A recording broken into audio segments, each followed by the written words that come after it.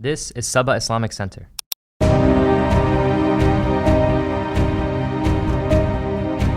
And this is how it started.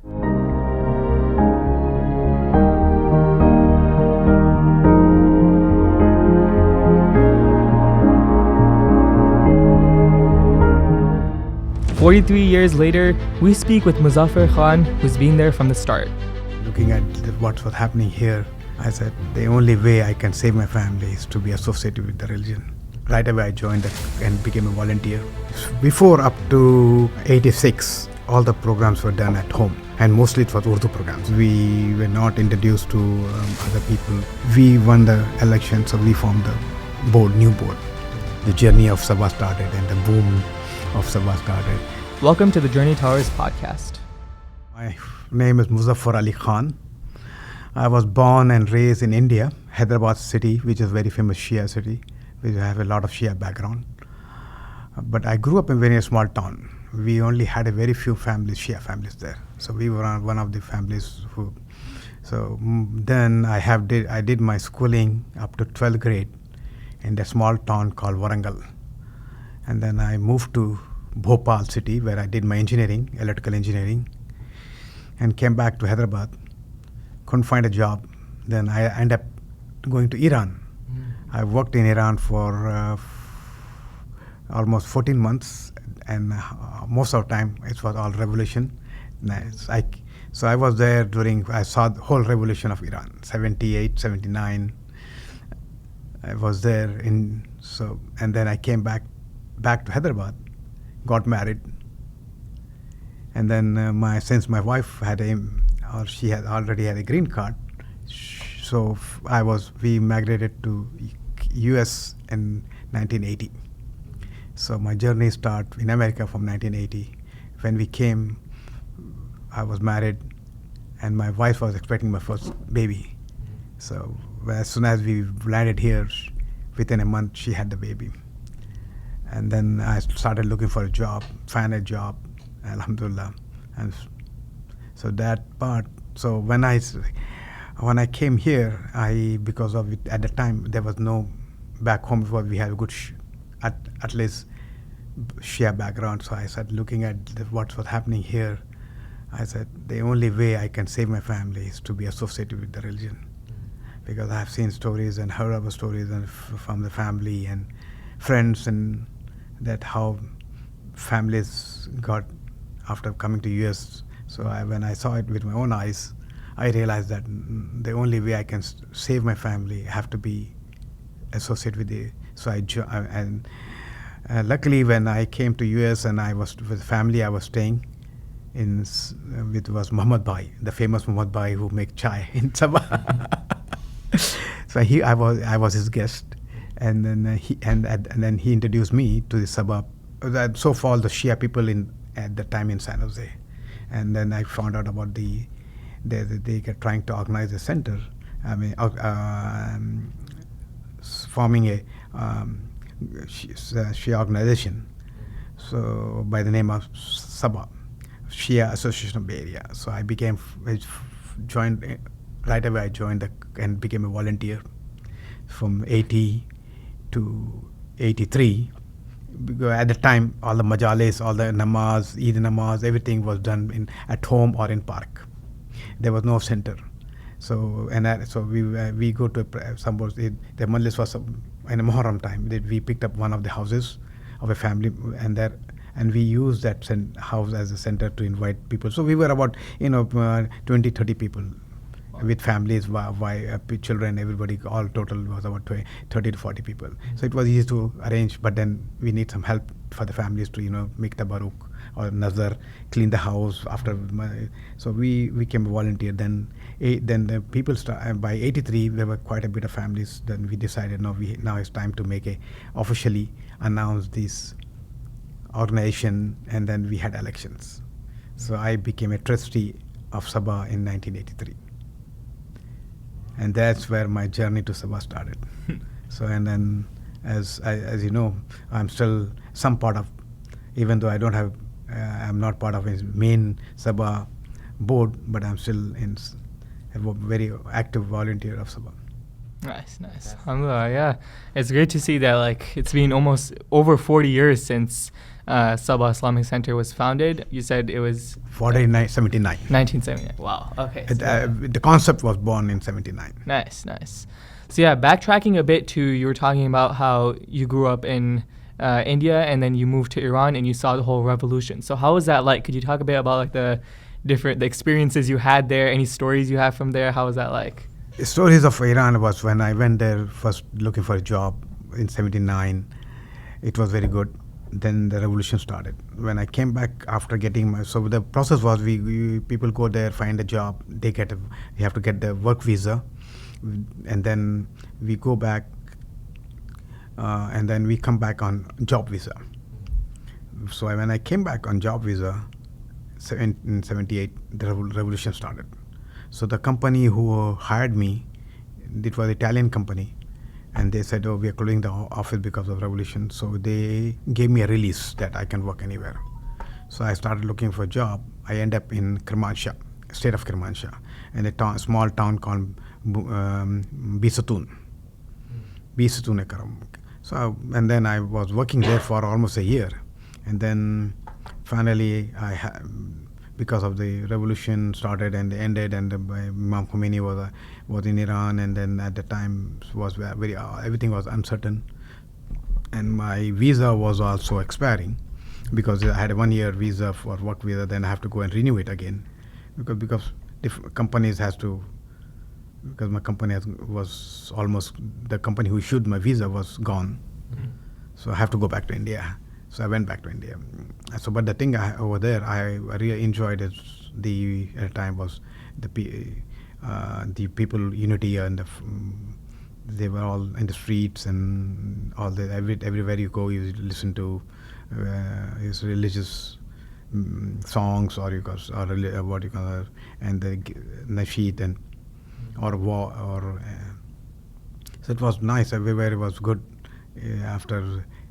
All the movie theaters are closed.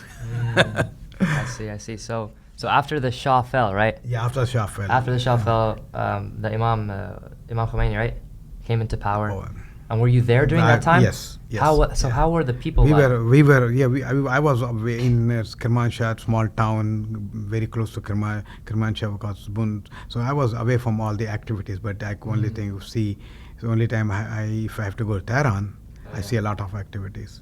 So the main city was Kermanshah. So my job site was remote. I was not really involved in to see what's happening, but the TV was good. And then in the remote area villages, and they were very happy. They were always So everything was good. Good. That's cool. They're talking high about what Imam Khomeini and all. Actually, Imam Khomeini was introduced to me when I was in college. When I was in college, at the time, a lot of Iranian students used to come to get educated in India. So there were a lot of Iranian students in my campus, college campus, when I was doing my engineering. And I had to meet one of the guy who was very active at that time. I'm talking about early 76, before, 4 years before a revolution. I'm talking about 75, 74, 75 era. 76 that time. So he was very active even at that time. And I happened to discuss with him about one of the Marajas who I was doing in Taqlid. And he came and said, no, you should not follow this Maraja. And he introduced me to Imam Khomeini at the time. Interesting. I said, okay, that's fine. I mean, what I did at that time, and he will be a good leader. And I said, at that time, we had no history of Iran and what's happening there. And only thing we know that we have a marja, we have to follow the Rasala. So, okay. So what happened was then he gave me a photo of Imam Khomeini. So I kept it in my bag. So when I came back from Iran, I found Imam Khomeini's photo in my stuff when we were. so Imam, I knew Imam Khomeini, but never have. Yeah. Yeah. So. That's really cool. Yeah. sure there's a lot of like interesting things there, but how is it like moving to the U.S. then? I'm sure there must have been a lot of struggles and stuff. Was it like? No, I think my since I was an engineering student and I engineering graduate, and being U.S. being a country of resources and job, and so when I came, I didn't have any issue of getting a job or doing anything. And then immigration was easy also because my wife had a green card. So after marriage, she sponsored for me, and at the time it took only about a year to get. The waiting was very short. It's not even didn't took about 12 months. It was all done in 10 months. So we got a visa. So there was not a real struggle to come to US. That's cool. Yeah. That's awesome, actually. Yeah. So when you were in the U.S., what was your first job? I was started as a designer, engineering designer, the first job, because I didn't have any experience, American experience or a degree here, or a school. I didn't go to any schooling except for later on I did some what I can say certificate courses and keep up with the technology and stuff like that. But I didn't go to school here. So then later on, of course, I have to do my PE, which is professional engineering certification, which is that is the requirement. Is the license engineer that we call license engineer. That we have to pass that license engineer. That's really tough. So later on, I did that. So I'm a licensed electrical engineer where I can sign any document for the city. For example, when this SABA was rebuilding, we did the design, we did the drawings, and so I signed the drawings so the city can give us permit to operate. Yeah, that's really cool. So going a bit forward to, you talked about how you were one of the original founders of SABA. You were a volunteer who was like helping out a lot, and then you mentioned how there was the first elections, and then you were elected. So could you elaborate a bit more on how that was? How were the programs like? Now we have programs with over thousands of people over 4 languages, sometimes 2 different programs. Yeah. So how was it like back then? Okay, yeah, good. Before up to 86, all the programs were done at home, and mostly it was Urdu programs. We were not introduced to other people, other cultures. And so all the programs up to 86, before we bought the center, we were having it in Urdu. What we used to do, it was a mix back, men and women in a small house sitting, and then the ladies do their own program, men they did their own program, and then we had the majlis, and sometimes we used to invite speakers if possible. It's most of the time even during those days, being a speaker was very costly. So we used to tape. We used to get the tapes from India, video tapes, audio tapes. And then the people used to do the Messiah themselves, use the tape for the lecture, and then we have to do our matam. So this was happening till we bought this center. When we bought the center in 1986, it's like I said, it was a 3-bedroom house. Then luckily we were able to find some Iranian brothers, because of slowly members started growing up, different people, people come working, some Iranian brothers working in different companies and colleges, schools, and slowly the people there were students from Pakistan, India who were coming to San Jose State, for example, and they were interacted with Iranian brothers, Arab brothers. So they started coming and then we started first time the Dua Kumel. So at Thursday we used to have Dua Kumel in the center, and then these Iranian brothers used to come. And then we have some, and slowly we saw some Arab brothers coming in. So we then one of the student was from Kuwait. We gave him a nickname, Ali Kuwaiti. His name is Ali. So I forgot his last name. So he was a student, and then he started leading the prayers and stuff like that. He was a very pious and very religious student. So he has started helping us to do. So he used to do namaz for Thursday namaz, wherever then we have, and then after that we were introduced to another people more from Berkeley and stuff. So slowly by 89, so we had quite a bit of people, and then we had to have mixed programs. We have to have English. That Thursday program was in English, and then some Muharram we have Urdu, and sometimes we have English. So we have, because when we have few Arab brothers coming in at a time, from both we were Lebanese. At the time, Iraqi brothers did not. There was no Iraqi brothers, except for one or two brothers I know from who's still here, Brother Rad. He used to come. He was the only Iraqi brother I knew during 80s. And there was some other Lebanese brother. We had a brother from especially Bahrain. So and he, when Brother Ali left after his education, he went back to Kuwait. So Brother the other brothers took over. Then they used to do the programs. So at this point, you're still in the 3-bedroom house, right? Yes. And then what happened? And slowly we grew up. We got more. So and then 89. We said now we have enough children. So we officially opened our Sunday school. Nice. And also during 89 election, the first woman trustee was elected. So we were always open. In 79 we had the concept of this mixed gathering. So we had a woman trustee, we had an Iranian trustee in board. So there were people, the board was 7 people.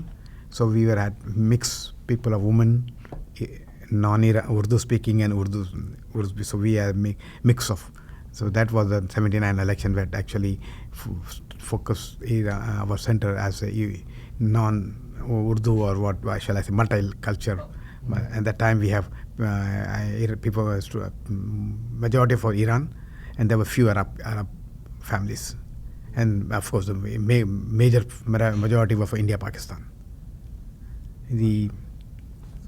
So then 1991, we were looking for a place. We ended up by buying a church. It was on White Road, San Jose. It was only 2,500 square feet. Like it was not, but it was. So we moved in there, and then we from there we were there up to 2001 or something. We were there up to 2005. During a time, and then 1992, we invited an alim, is by name of Sayyid Mudassir Shah. The reason for, and I was the one who invited him, because at the time I was doing all the programming, and then I was very active. So between the ulamas. So 79, he invited him. He came and joined us. And the reason for inviting him was he was English speaking.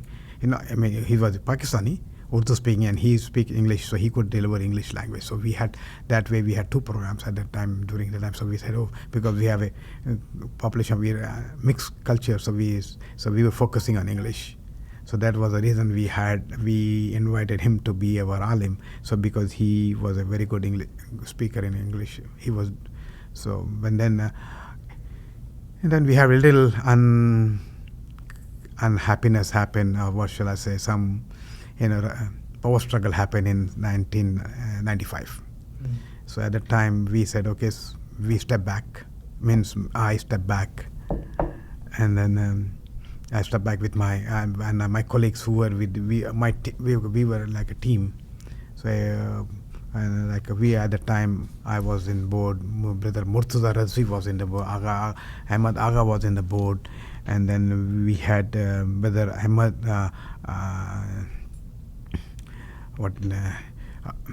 Brother Naqvi, we call him. So we can call him. He was in the board, and there was Muhammad Hassan, Brother Hassan. I forgot his name, Iranian brother. So we were at the time we had 5 people in the board, and so we all resigned and said, okay, Aga, you take over. We want to, because there was a little, but he was not happy with the board, and he doesn't want to be governed by the board. He want to run his center his way. I said, okay, please, you're welcome.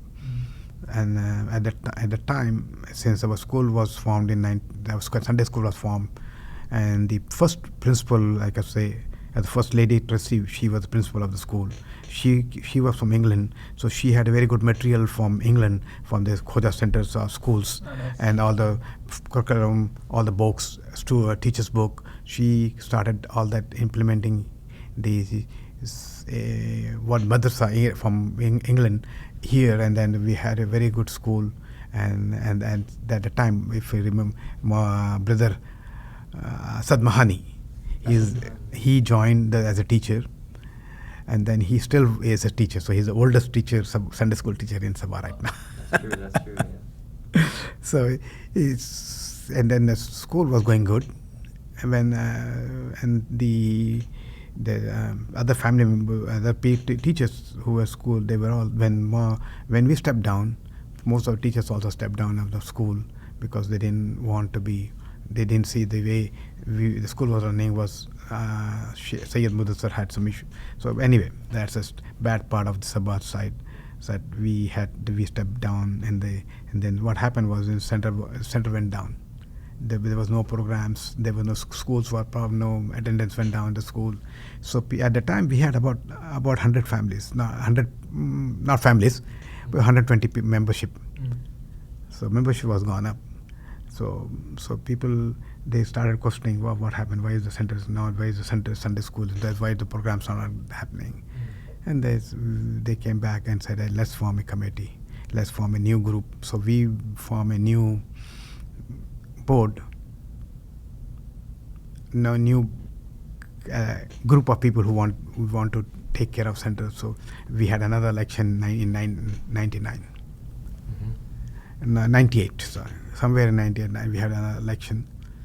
And then we had this group of people, and there was Maulana Mudassar, his own supporters were there. So there was election, and the party which I was associated, or the group of people, I should not say party, the Momina who were associated with me, we won the election, so we formed the new board.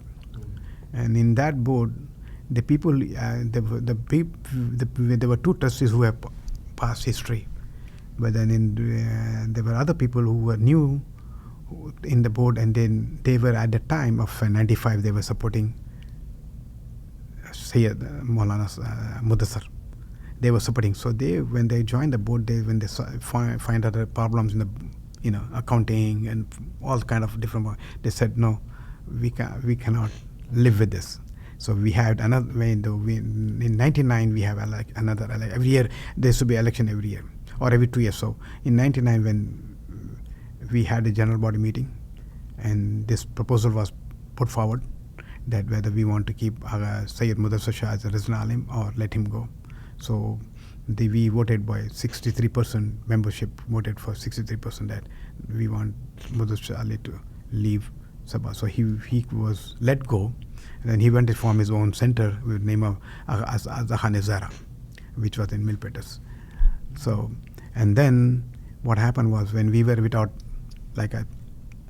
alims, and we were and during this time we started using some of the Arab brothers who were very knowledgeable. So we might have a name of brother.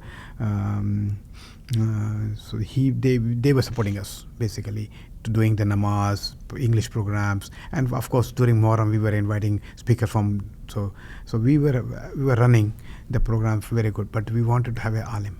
So we tried to bring multiple alims. We invited them to come, but unfortunately, whoever wants to come here was indirectly told not to come. Oh. So, but Allah knows best. So during the struggle again, I was very in the front line. So I was calling all people, different ulamas, different people from. So I had a very good relation with Maulana Bakhri. So I called him, Maulana Bakhri from Canada, and then he told me, "Don't worry, call this number." He gave me Maulana Abidi's number. Maulana Abidi was in Canada, in Japan at the time. I talked to him and said, "Maulana, this is the problem." And he said, "Okay, no issues, I can come, but problem is I don't speak English. I can speak Urdu, excellent, Farsi, excellent. I can speak Arabic, but I don't speak English at all. I said, no problem. Please, we are desperate to have somebody. So we applied for his visa. Actually, we wanted him to come in Ramadan, so we do a Ramadan program. So unfortunately, he could not. So we applied 2 months before Ramadan. So Ramadan came, all this came, and finally in Zilajah, Maulana Abidi called me and said, Muzaffer, I got visa. And that time he got a visa for three years, and then we were astonished because we applied his visa after 9/11. So we was, oh my God, he got visa for 3 years, and that was also R1 visa, which is a religious one visa which they give it to priests. So, and the reason was it got delayed because they want to verify his PhD was genuine. So after the PhD that was verified, so he came, and then the journey of SABA started, and the boom of SABA started. So first he came join in 21, late 21, 22, early 22. So and then then SABA was started growing. Then what happened, as soon as Maulana Abidi with his PR, with his Farsi fluence, all the Arabic, Arabic, and so mostly Iranians got attracted because of his language, and then Arabic. We were speaking good Arabic, so most Iraqi brothers started knowing him better. So they started coming so forth. So the SABA Center, which was not sufficient. So what we used to do, we used to rent this. You see those construction trailers. You see the construction trailers, right? We used to rent those during Muharram time. So we used to, because the center was not enough. So we used to make. So we have 3 trailers. One big trailer combined of 2. We made it for ladies in the parking lot. We had a trailer for English program and a trailer for children program. So there was no parking at all. So we used to park on the street. And then these are big trailers, these are 8 by 40 feet, 8 feet by 40 feet. So we used to do that, and then we survived there till we bought this building in 2005. Nice. That's awesome. And during that time, there were students in Stanford. So what happened was, then from when I left, this is my personal journey away from deviated. I want to deviate little from SABA. Since I was I was not fully involved from 95. I was 94. There was an election in 94. I was not qualified. They said, no, you cannot run because Maulana Sayyid doesn't want you to be. So I said, okay, I'll take back seat. So I started my own program by called IISJ, Islamic Institute of San Jose. So it was basically a home run program. At the time there was no web. The only thing was a email system. And I had an email, Juno, iisj@juno.com. So I used to use that, and form my own company, the little association. I started the bookstore at that time because I saw the need. See, I was always, because like I said, my children were growing up. I couldn't find an Islamic book in English. So I was always behind getting to do this. So finally, actually my bookstore was born before that, but officially bookstore I started doing, that was during 90. I started from 95 or 96. 96, I should say 90, because for 6 months I was out of country. I came back and then 95, and then 95 I started bookstore. I started this organization, and then I used to send emails, and I used to make my own calendar and send them to people, because most of people in the US didn't have any source of calendar, didn't know. I used to get a call, Chand hua kya? I mean, there's some old lady from Pakistan used to call me and say, and I asked her, who are you? She used to say, I'm Dadi of Asad. And she used to call every month, and used to confirm with me, Chand hua kya? I mean, the moon was sighted. Because she used to do namaz on the day of moon sighting. There's special prayers, right? And so she was always worried. So I said, oh, this is so I started calendar system where I said, okay, on this day, based on the, all day, I used to get the calendar from India, Pakistan, the old India, the Gen 3, and then I used to also what happened during some Iranian brother already established namaz prayer times, but that prayer times were like very vague. They used to give only period for every 1 week time.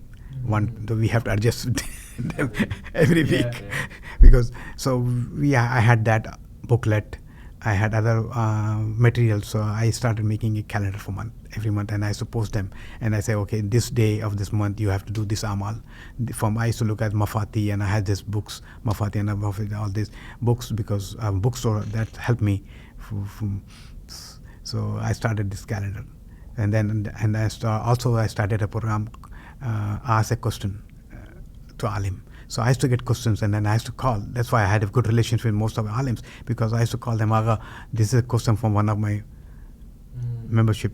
And it's like Maulana Bakhri from Canada, Maulana Muhammad Razvi from Canada, and Maulana, so there were few, one or two ulama in Chicago, New York. So I used to call them, or sometimes I used to call them Iran. I also used to call my cousin Maulana, Abbas. He was, at that time, he was a student.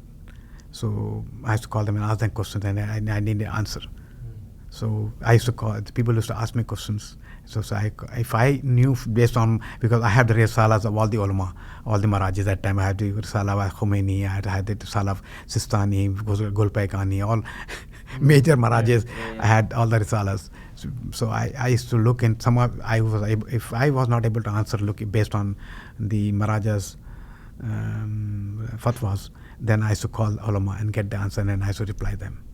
And so that's part of my journey. And during that time also, that's very important, but I started getting letters and emails from prison. From prison? Prison. So actually I am one of the founding member of a prison program in the US. I used to get a program from not only local, but also from East Coast. One of a good example I still remember is I got a letter from one of the inmates from in New York, Rochester jail, prison, saying that I'm a Shia convert, but in this prison, and they all are Sunni and they are Wahhabi, and they they're not allowing me to do my namaz my way. Therefore, they're not allowing me to use. So, but I so long in don't remember. So what I started when I got that call, so I started asking questions, and so he said, and then finally I was guided to the main imam of prison. They have imam system in prison, or he was the imam of Nation of Islam. He used to follow the main, what shall I say, chaplain. He was Muslim chaplain. He was head of the Muslim chaplain of whole New York State. So I was finally introduced to him. So I talked to him. I wrote a letter to him saying, and he called back and said, we have taken care of that. So successfully, they had made a room, so he could do. So slowly, by the time there were more Shias in the jail, in the same prison. And then during 2000, Maulana Jafri, he is also known as Hasni. Maulana Jafri is one of the founding members of SABA. He mostly about a couple of years back he passed away. So he went to at a very late stage after he quit IBM, and he went to home to study. At the age of 55, or he was almost close to 60 when he went to home. So unfortunately he had to come back in 5 years. So he didn't do, I don't know how much time. He spent there almost 5 years. When he came back, I said, okay. And he won, since I know him from 80s, and a good friend because we were working together, and the initial stages we were working together as a trustees and forming. So I started, he said, I need some work. So I said, why don't you take care of that? and of doing replying. By the time I was getting tons of letters, and I didn't have time because I was for. Then by the time 99, 20 when we Maulana SABA was completely Sayyid Mudassar left SABA and we were on our own, and then I was very busy supporting SABA, and then I have to write all these letters with my bookstore, and then by the time I used to get letters from foreign countries said we need books.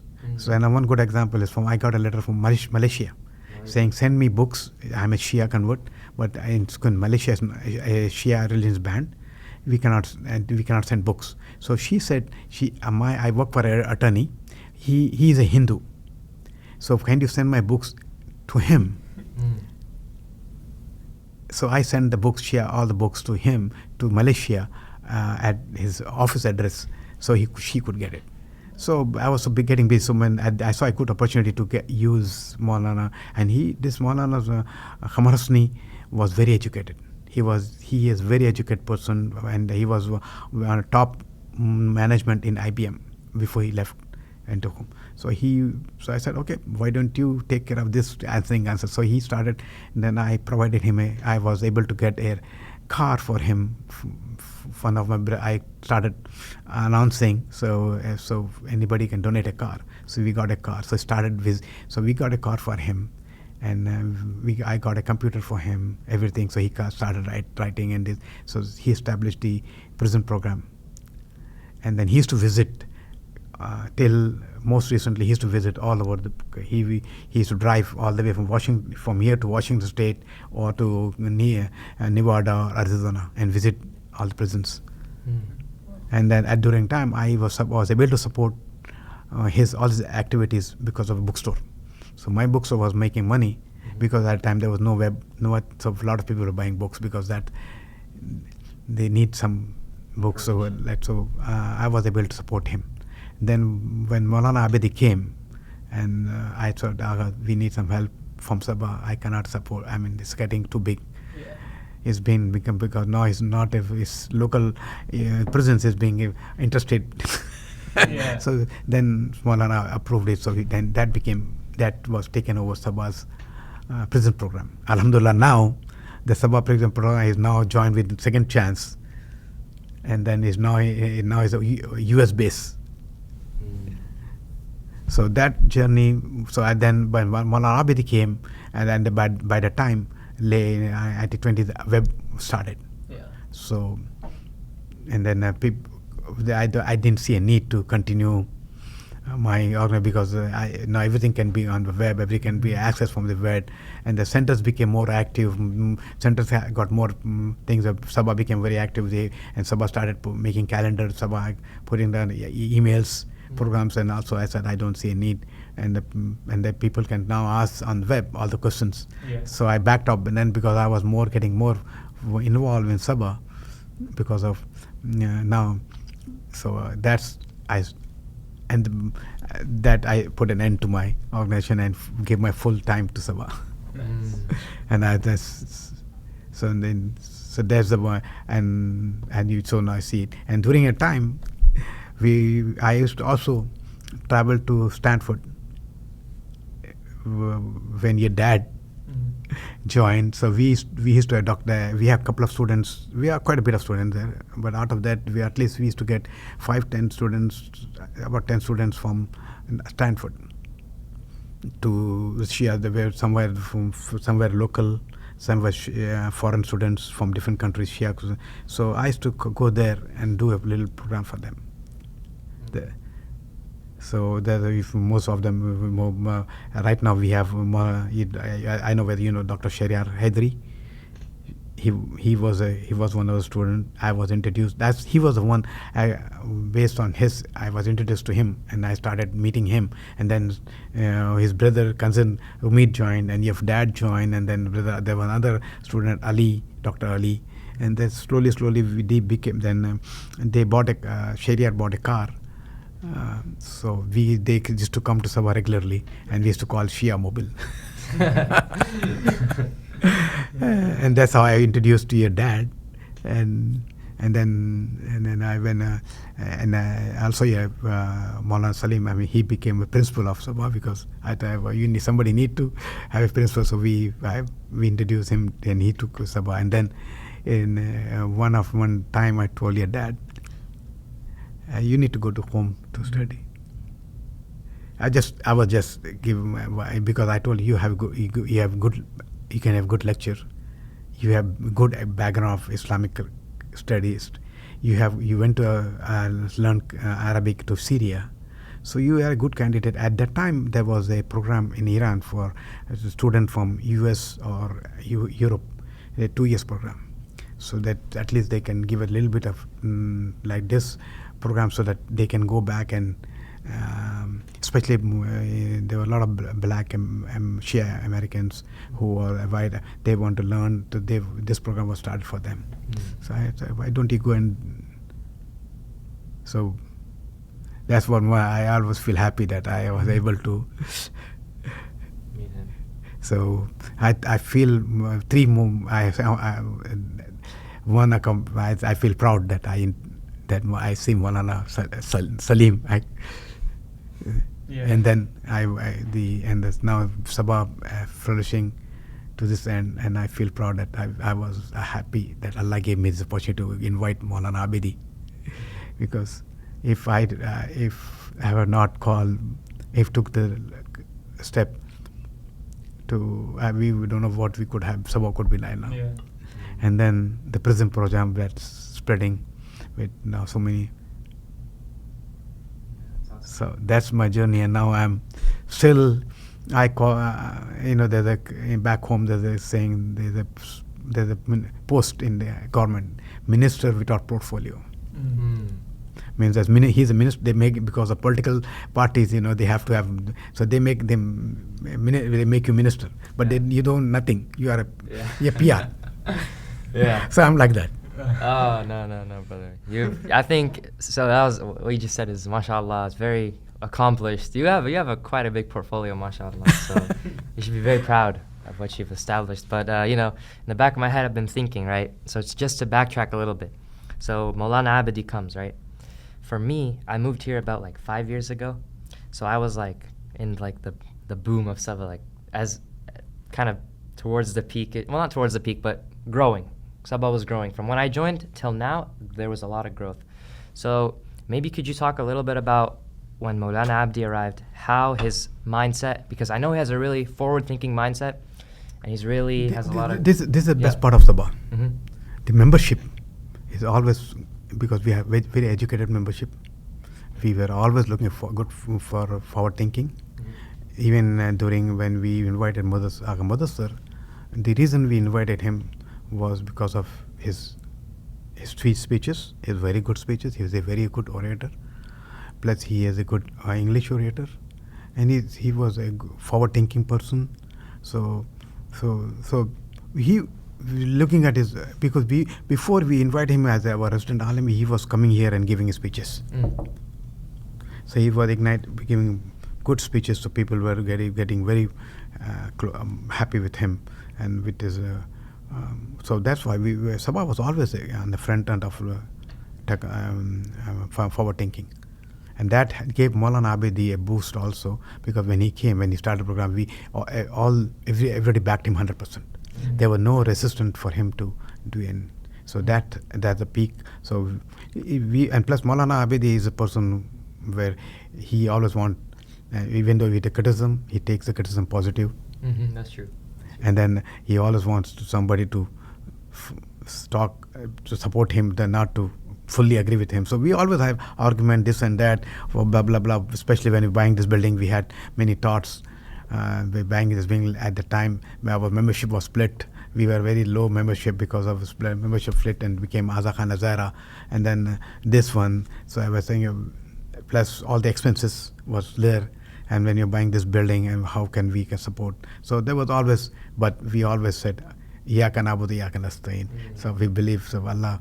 And when I always thought that Abidi coming to this center is a blessing Allah has gave us, because we think that what we did in 95, we were right. We did not do anything because of any personal grudges that we moved. 99. I'm sorry, 99. Even 95. I said we quietly left the stage. We didn't want to argue. We didn't want us SABA to destroy at the time. Because the people my team basically who were with me, the group, we said we left quietly without doing any struggle, because we did not want to fight back. So, and then 99, when we had to let him go, and we were always, people cursed us. People were standing. I said, "You are standing." When you curse, I say Amin. I said Amin to the curse, and said, if we are on wrong path, I told her, if we are doing something which because of our personal grudges or personal feelings or anything, Allah, when you're cursing me, I say Amin.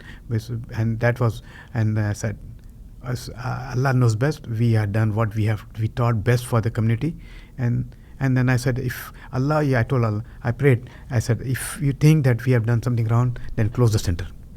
If we have not done something wrong, make this center the best center. And Alhamdulillah, I think my prayers were answered when Maulana Abidi came in.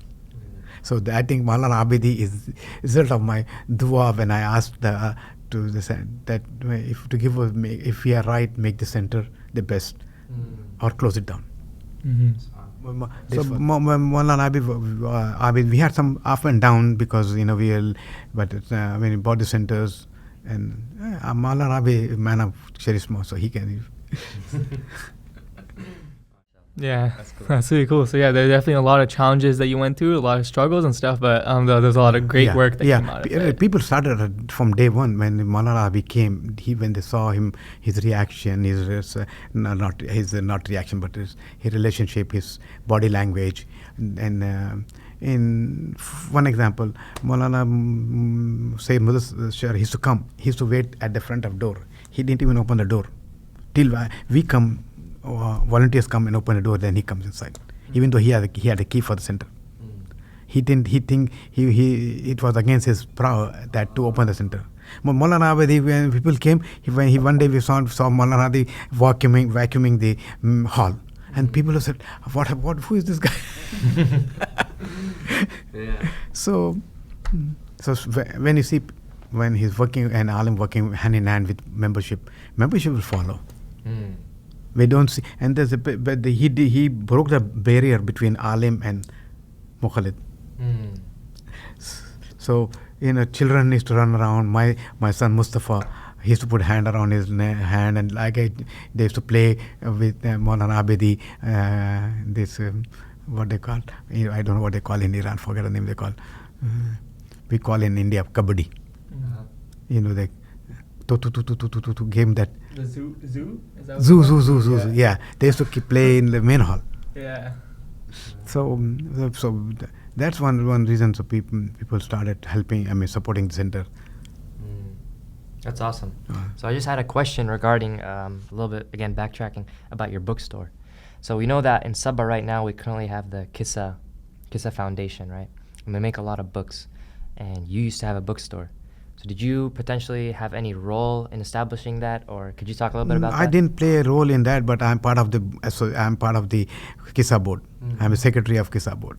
But to establish, I did not play a role, but I supported Kisa books because that my inner feeling was about the books and shredding the books. So I used to say, even where I used to get books, even before that, I used to publish my own little booklets. Like I suppose sending to prisons, we had limitations. We cannot send a bonded book. Oh yeah. We cannot send. There were some restrictions. Yeah. So I used to take materials from different magazines, print it out, and make my own little booklet, and that used to be like a namaz booklet. I still have a namaz booklet that I took it from different not mine, but I used it. I used the magazines, and from there. There were articles. I used to take article and put them in, and then mail it to prisons. So book was my bookstore. The publication was always beyond my mind that propagate Islam. how to send get the knowledge to the children and stuff like that. So when the Kisa was formed, so I became part of the Kisa. And then even my bookstore was there. At one time, I still have Kisa books in my bookstore. So because Kisa books are more towards kids, and so now my books are more towards general Islamic philosophy, ahkam. So now it's a mixture of. Nice. Yeah. So when this building was bought, and people remember I used to sell books out of my trunk. I used to, as a car, I used to open the trunk and I used to put a table, and I started, because there was no room in the center when the majalis. So that's how I used to put tables. I get the tables. I put the tables in the parking lot and display my books. So when we came over here, Maulana Abidi gave me a room. So even though it's SABA, they call it SABA Bookstore, but literally it's. Was it the room by the door? By the lobby. Yeah. Yeah, Oh, that's good. it's SABA Bookstore, but it's still so. And I forget. I mean, even though it's my bookstore, but it's now a SABA Bookstore. So any books, even if going for converts. A lot of converts used to come. I used to give them a package of books, and I distribute a lot of Quran. And now Sunday school, I used to supply books for Sunday school before Kisa publication. It's so big. So Sunday school, I used to supply. They need Quran, they need other books. So I used to buy through my bookstore. I used to buy them and supply at no cost to SABA, because it's after all. And I also support the prison program to SABA, and then also I was supporting other charitable program to this bookstore. For example, there was some students in India, Pakistan, they need money for education, so I used to send them. And somebody want to get married, so I used to do all the income from book was all charitable. That's really cool. Yeah. So was there any life advice you were given as a kid or at a younger age that you want to share today with the audience? The best one is, I always tell my family, you have to get involved. And that's why you see I have my son who, Mustafa, did 4 years of, he was a OMC, a volunteer for 4 years. My nephew, Hassan Mirza, he's there. My other nephew, Ali Jan, he's a now BOT chair. And then one thing I forgot to mention about also is, there at the time in Sabah there was no any burial program. So I started that also taking leader, because there was a dead and we got a call that we have one Iranian brother died, and we got a call and that we need help to bury this person, and everybody, who's going to go? So I said, no problem, we'll take care. So that was the first time, and that was I really forgot what time it was, what year it was. So we started. So I said, okay, I asked people, come, I have to encourage people, give them strength to come. They were so scared to look at the dead body. So and we from Risala, since I had the Risala, I had this book, how to make kafan, and then how to go ghusl. So we started reviewing. I called Maulana to go over how in cases, case by case. Sometimes I have to call Maulana to ask, hey, we have this burial, the body from who is drawn, and what do. And sometimes we have blood shots about. So we had different scenarios. So I have to call different. So we started started giving ghusl. So I started my first ghusl. I think was somewhere in 88, 89, or some. So right now, actually, the burial system, all the ghusl volunteers, there we now a big team. So we have, and then also at the time when the women, we had a big issue with the women. And the men, I could find volunteers. Women was very hard to find volunteers. And at that time, I told my daughters were teenagers. I told you need to go there. So I sent my daughters, both daughters. They used to do, and my daughter also Samana Khan. He was trustee for 4 years. So my children are a part of SABA board because I said no, you have to be involved. Once you get involved, they saw that because my push, and they say they say that they see the result of now this. They are very good, strong movement. MashaAllah. That's really and cool. That's not and the whole other family members are also. Yeah, that's awesome. That's really Yeah. good. So, question: where do you see yourself in 5 years from now? I retired. Retired? I'm almost. I'll be there. I'll be here. I feel so strong when I come my eyes to Sabah, much stronger, much healthier when I am in Sabah. So I'll be here, but I won't not active like I'm doing what I'm doing here. I do a lot of background work. People don't know, and bless Maulana Abidi, he has so faith in me that I manage this especially that fitra. When all the money fitra I collect it, I make them, and then I distribute based on his. He gives me a list. We have to send blah blah blah these places, and I make sure all the money or fitra money is distributed in time and to the places. Nice. And then so that part of fitra and homes, all this still I'm involved in that portion, even though I'm not a pie. So that's all because of the faith in people. I think I'm proud. I'm blessed.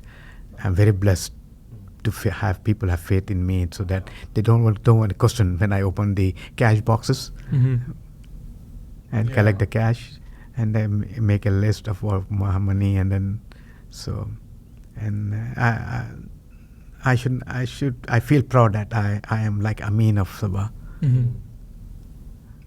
Not only Sabah money, people, there are certain brothers, they have kept their amanat with me.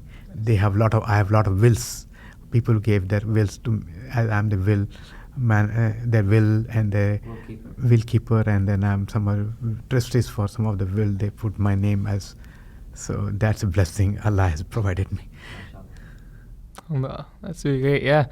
One last thing would be, if there's one key takeaway that someone were to take, one of the listeners would take from this episode, what would you say it would be? Is be involved with religion. Make your children involved. When I was I was Sunday school teacher for a long time, and in the Sunday school teachers, I used to teach fiqh and akhlaq. And in my school, for the so-called 12th graders, and during the time I had 18 girls in my class and 3 boys. So and I taught them the same class, different from 9, 10, 11, 12, because they were all coming up, right? Like school right now here is Rice Academy. So and finally they went. Some of them, when they left the college, if for example Sister Nazira is my student, I taught her 4 years. And then and there are a lot of people, students, young kids who I used to cater them, and stuff. Now they come back and thank me. Say, I used to run behind them. And they became a good moment. There was this whole group of my son friends and Mustafa. They were very naughty. And I used to make sure that now they appreciate what I used to do and help them, teach them. And so when Maulana Abidi came, he said, "You cannot be jack of all." So he said, "No more school. You are not teaching anymore. You are not doing this work anymore. You take care of only this part." So, Alhamdulillah, but Maulana Abidi came. Lot of enthusiasm was built in. Lot of energy came in. So a lot of people came forward to help So yeah, before that, we were only 2 or 3 people who were running the center, basically. Even though we had a board, where the only active people were 2 or 3 people. So my advice to anybody is, especially be attached to a center that keep you. And I also tell them, hey, don't. For example, a lot of people. I tell them, I have to advise my students, and see, you cannot become an American. Whether you change your name, you change your dress, you will still be whenever you go, wherever you go, you still be a Muslim. So why don't you save your name, save your identity? Very good example of when I was working, we used to have meeting. So my boss used to come and say, because I used to do meeting, there was a break we used to get a break at 3 o'clock. Yes, in winter time it was not a problem because Zohar was at 12. But summertime I could not do Zohar in my lunchtime. So I had to do at 3 o'clock. So one time he came and said, Ali, they used to call me Ali Khan. Ali, I have set up a meeting at 3 o'clock. I know you do go for prayers. Why did you do early? Yeah. So wherever I get, I made my place. I made sure I have my religious boundaries, and I told them advance. I'll take off regardless day and night, like Ashura and Eid. Also, I make sure I told them, my children, Ashura and Eid, you have to take off. You have to tell your children. So I used to do when back home, when we came here, at the time when Shias were minimum, but the Sunnis were already there, so they had the mosque. So we used to do namaz and then go join Sunni masjid for celebration. So the children, they should know what Eid is or Ashura is. So I always said, hey, regardless, you no school today, no school, no job, and we still follow the same pattern. So regardless of what it is, it's a rain or shine. Those are days off.